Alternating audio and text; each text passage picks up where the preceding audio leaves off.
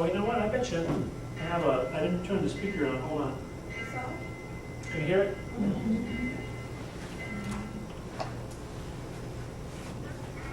Britain time.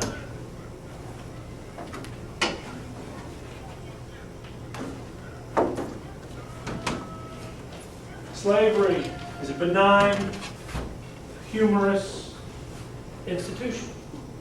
This is the 1830s, or this is the 1930s. The novel was 1935.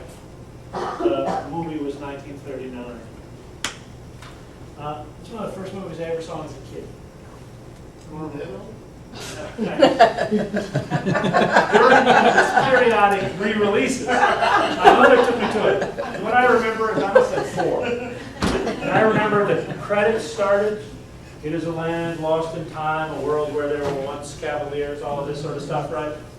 And the woman in the row in front of us started to sob. And I kept holding on my mom saying, something's wrong with that woman. The woman had just seen one movie about 9 times and just crying during the opening credits. How do we think about slavery? How do we imagine slavery? Part of the work that gets done in this society in the aftermath of the collapse of Reconstruction is around that issue. So there were a couple of images that I just wanted to show you very quickly in the PowerPoint. Let me just call them up very quickly. So this one we already saw, right? This is 1866. Is this a source that you could use in your classroom? Could you? No, let's come back and we'll look at that. We'll come back and look at that source. I'd be really curious to hear what the pros and cons are. This source surprised you, didn't it? To see that Homer Plessy was, by all appearances, phenotypically white. I mean, they chose him for that reason. Is that the cover of that book where a man dresses a woman? This is a famous image, cartoon from the period. Oh, okay. But here you can see they render him as a very, very dark figure. He wasn't. I had to tell the conductor. It was a test case. They were deliberately trying to test whether the new segregation ordinance in the city of New Orleans violated the 14th Amendment, guarantee of due process and equal protection of the laws. Of course, the Supreme Court, as we know in the Plessy case, said no. As long as facilities were substantially equal, separate but equal facilities did not violate the constitutional guarantee of equal protection. Actually, the Plessy case, interestingly enough, doesn't initially apply to schools. There's a subsequent case a couple years later that applies that logic to school. But Plessy is the controlling precedent, and the Brown v. Board of Education they'll overturn when the court determines that separate but equal is inherently unequal. So that's an image you can teach with. One of the things that I was going to talk about today, and I didn't really because we'll get to it next time, is what happens in the aftermath of Reconstruction. And one of the things that happens originally, really from 1876 through the 1880s, black people are not driven off the voter rolls. They're still on the voter rolls. They're often not allowed to vote, or they are often told to vote, and told to vote in a particular way.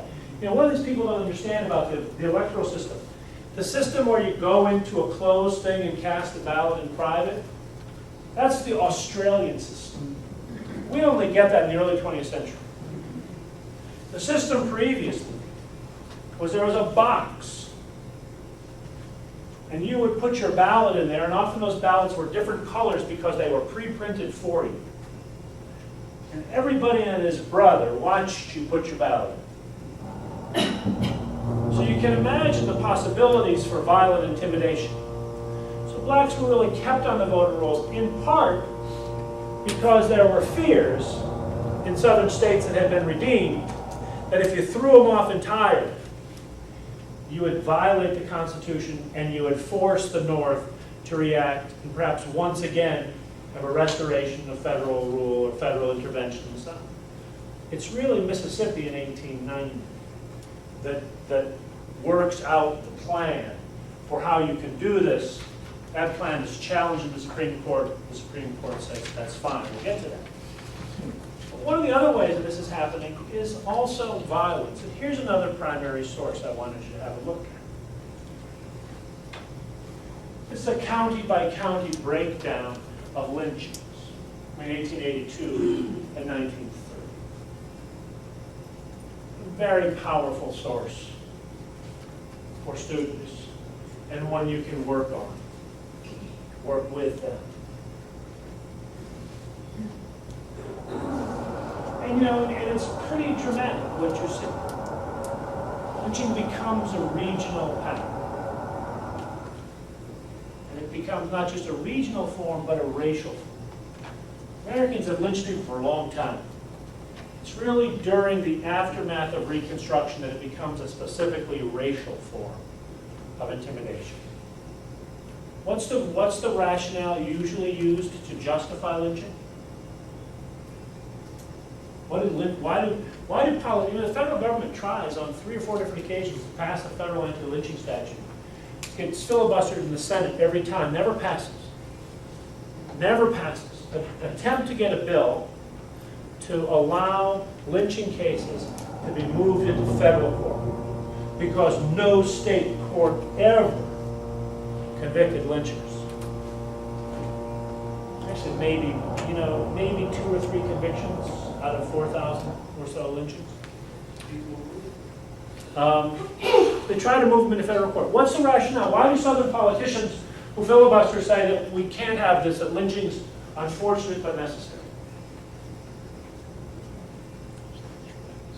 Rape. The allegation is that this is what's necessary to prevent black men from raping white men.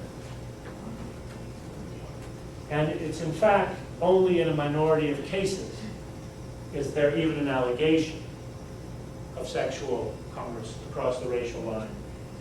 But that's the justification. We'll talk about that. Here's another source that we'll look at another time. One of the ways that you justify this new racial regime was with quote unquote science. And various scientific ideologies enshrined in your textbooks that explained why black people were inferior and incapable of Republican citizenship. Differences between the heads of Negro and white fetuses, difference in the conformation of their feet, their ankles, a whole variety of ways to demonstrate why black people were constituted differently in nature from white people. One of the most influential books in the 1890s is a book published in 1896 by a guy named Friedrich Hoffman, who is a statistician actuary for a New York life insurance company. He publishes a book called Race Traits and the American Negro. And basically what it does with all its actuarial tables is prove that pro-slavery ideologues before the Civil War were right. That black people were incapable of surviving independently of slavery. So they could survive in slavery because someone was caring for them. But once forced out into their own in a competitive economy, they were going extinct. All this actuarial data to suggest that black people were becoming extinct because they didn't have the capacity to survive as free people. This, by the way, was an argument based on specious census data that had undercounted black people and therefore seemed to indicate a decline in the black population. Interestingly, even after the book was discredited and the data was discredited, white insurance companies used that to continue not to sell life insurance policies to black people. One of the reasons you end up with black insurance companies. Chip, tell me social Darwin's impact on this whole philosophy. Was it more of a final thing of saying, okay, or was it more of the instigator of it? I mean, I've just always pondered and wondered that. I think that's a very good question. I think what happens with racial ideologies is, and we did this too, right? People are not usually very systematic thinkers. None of us is. We go through, when we read the newspaper, we find the stuff that we believe or that confirms things that we believe, and we often take it on, even if it's not necessarily consistent with other things that we do, right? And racial ideas in the late 19th century, social Darwinism is one of those. It's really an argument that comes out of ideas about Darwin with this notion that species are competing for survival. And it takes that to describe